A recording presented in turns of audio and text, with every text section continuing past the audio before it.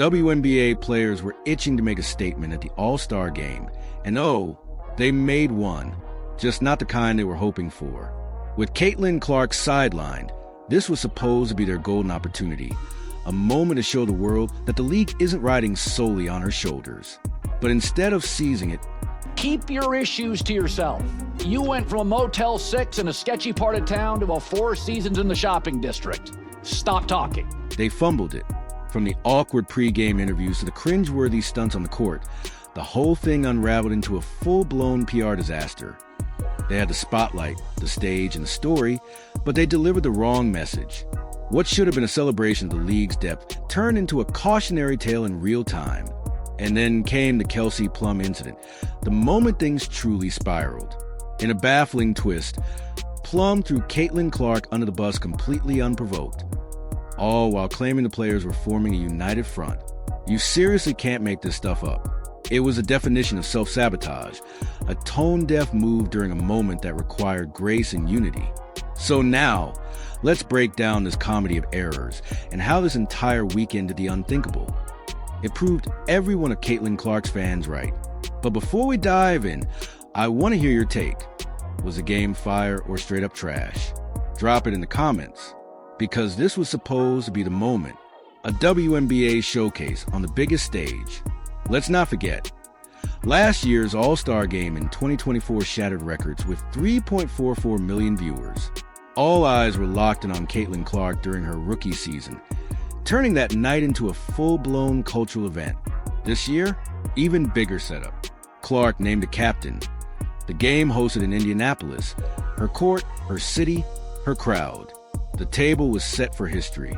Sold-out crowds. Viral highlights from the three-point contest. A full weekend built around celebrating the league's explosive growth. This was more than a game. It was a power move, especially with CBA talk stalling and real-time meetings happening during All-Star Weekend. Players had a chance to flex their influence. With the October 31st deadline creeping in, this was a perfect moment to say, "We are the product. Pay us." But then, boom, Caitlin Clark goes down again. A right groin pull in the final minute against the Connecticut Sun on July 15th. Suddenly, she's out of the three-point contest, out of the game.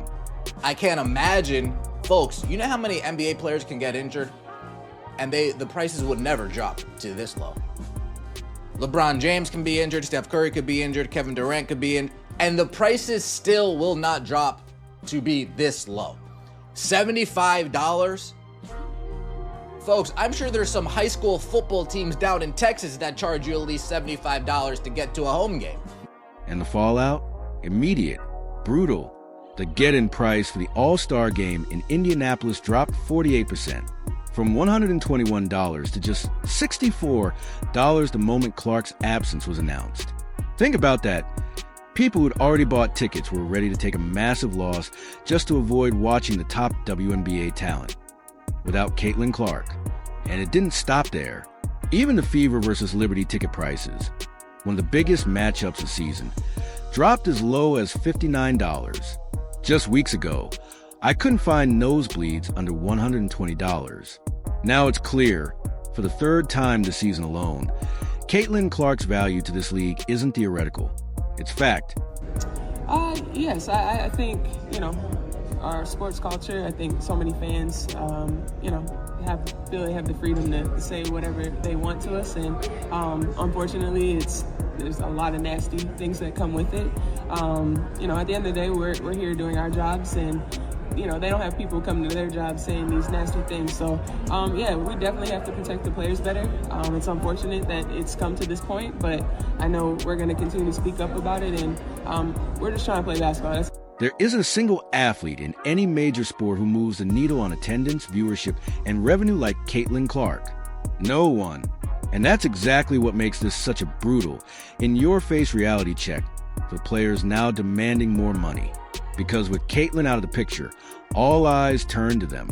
This was their shot, their moment, to prove that the WNBA isn't just a one-player league, that the rest of the talent could still bring the noise, fire up the fan base, and show the world that this league has depth beyond the star. This was a chance to walk into those CBA talks with leverage, to say, We all matter. We all sell. Instead, what followed was nothing short of disaster. And no, it didn't begin with the opening tip. The cracks started showing well before the game even began.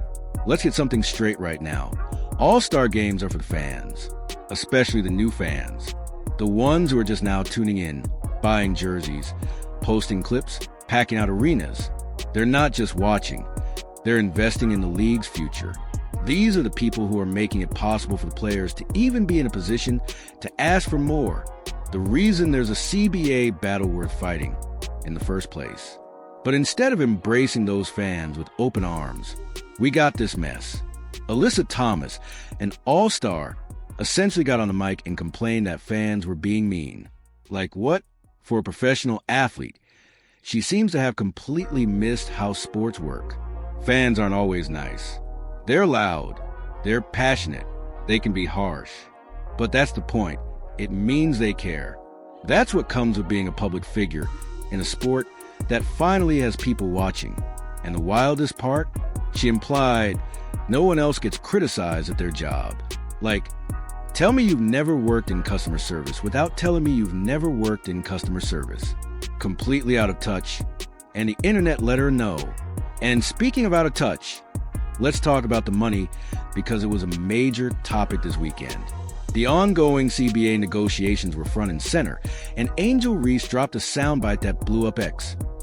It's bigger than me. No player is less important than me. No player is more important than me. We're all fighting for the same thing.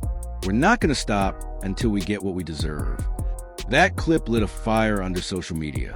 Reese even floated the idea of a strike during All-Star Weekend, with cameras rolling and headlines waiting to erupt. The backlash? Immediate. Thousands of comments pointing out the obvious. The league has never turned a profit. It was struggling for relevance before Caitlin Clark.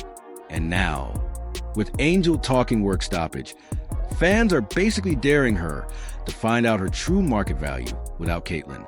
Sure, she was answering a reporter's question, but it was a massive statement nonetheless. And the optics? Horrible. Threatening a strike during your biggest marketing weekend of the year? That's not a power move. That's a PR landmine. And she wasn't the only one pushing that narrative. Kelsey Plum, before she took a shot at Caitlin, and we'll get to that, made it clear that All-Star Weekend was more than just a celebration.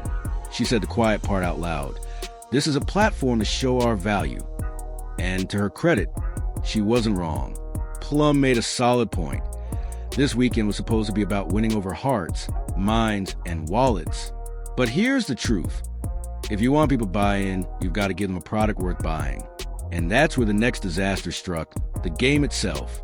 Because the All-Stars wasted zero time turning the spotlight away from the fans and right back onto themselves, right out of the tunnel. They hit the court wearing matching t-shirts that read, "Pay us what you owe us." A not-so-subtle jab at ownership and the stalled CBA talks. But the move flopped hard. This wasn't the mic drop moment they imagined. It backfired bad. The shirts went viral for all the wrong reasons.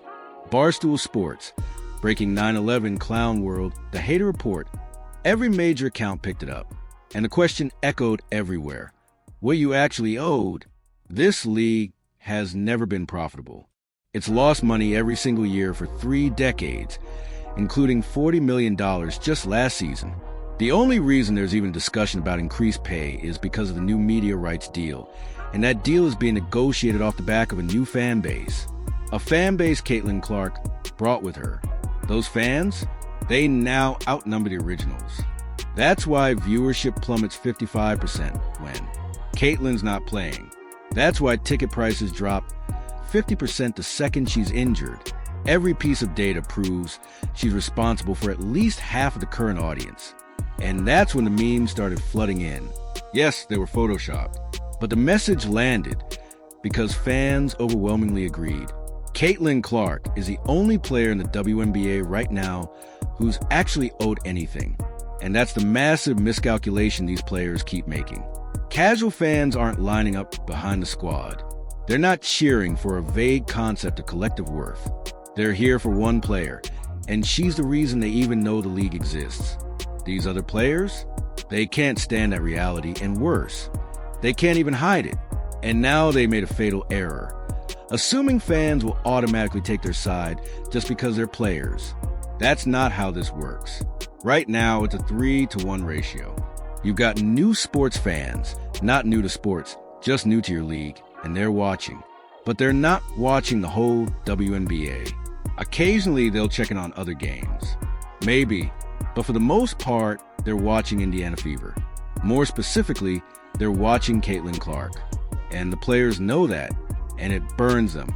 But instead of channeling that into greatness, they're taking shots, alienating the only audience that's actively growing. And now they're talking strike? That's how you lose those fans for good. And sadly, we hadn't even hit the worst part yet. There was still a game to play, and man, it was rough. I don't even know how else to say it. It was embarrassing. Like, should we even call this basketball? Embarrassing. Last year's All-Star format had some juice. There was actual effort, competitiveness. This year, it looked like a Saturday morning shoot-around at the local Y. No defense, no urgency, just vibes. A'ja Wilson, the reigning MVP, finished with 4 points. It didn't look like they were conserving energy. It looked like they didn't care. Fans online weren't just annoyed, they were confused. This was supposed to be the big showcase. And instead, they got half-speed cardio and half-contested threes. The worst part? People who paid real money to be there were literally leaving at halftime. You can see it. Rows of empty seats by the start of the third quarter. And most of them never came back. Sure, All-Star games are usually a little dull. But this one, it was supposed to be different. This was the moment the WNBA was supposed to flex. A full house, national spotlight. A chance to say we've arrived. Instead, they blew it. Completely. Because when this is the product you're showcasing to demand a bigger paycheck, good luck. Now think back to last year. Kelsey Plum was full court pressing Caitlin Clark. The energy was high, the effort was real, and fans felt like they were witnessing something that mattered. It was electric. This year, they're blaming the format, saying they had conserved energy for upcoming games. Sure, but that didn't stop them from hopping on Instagram Live the night before, drinking, laughing, calling themselves Team Hangover in the post-game huddle. Fatigue? Ego? Bad planning? Doesn't matter.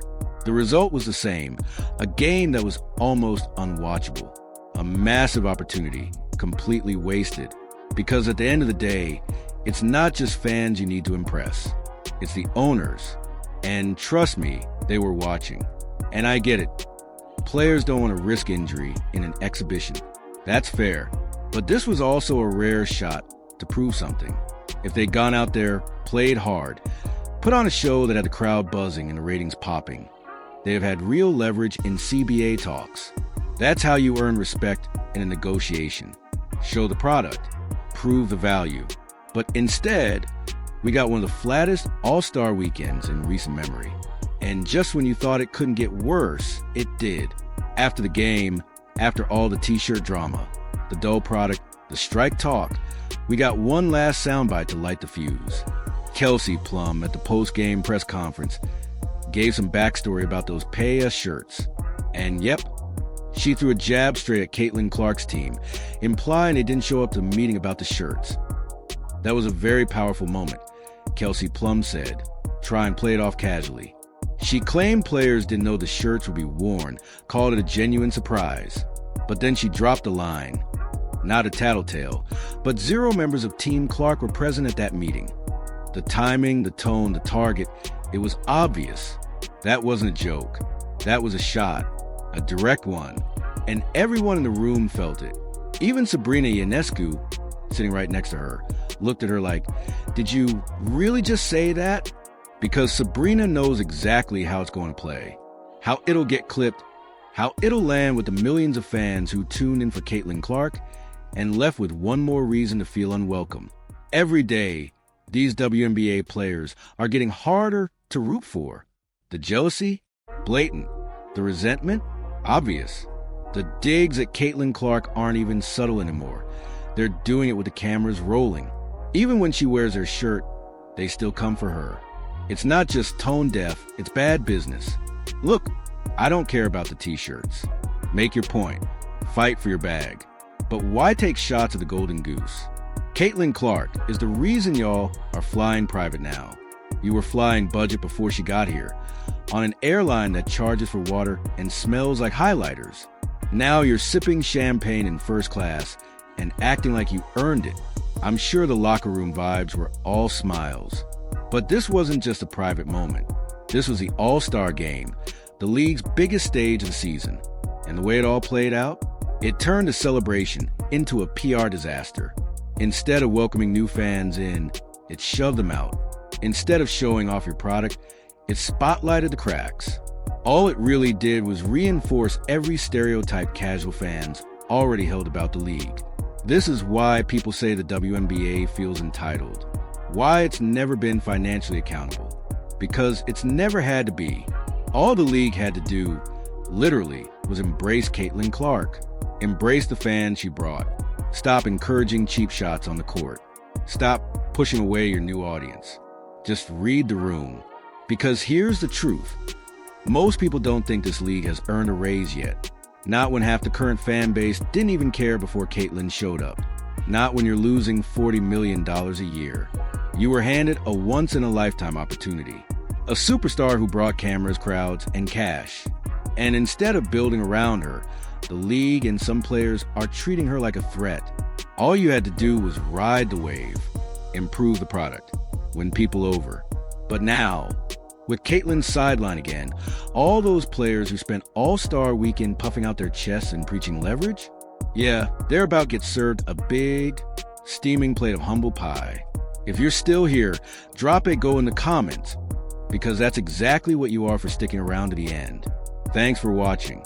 See you next time.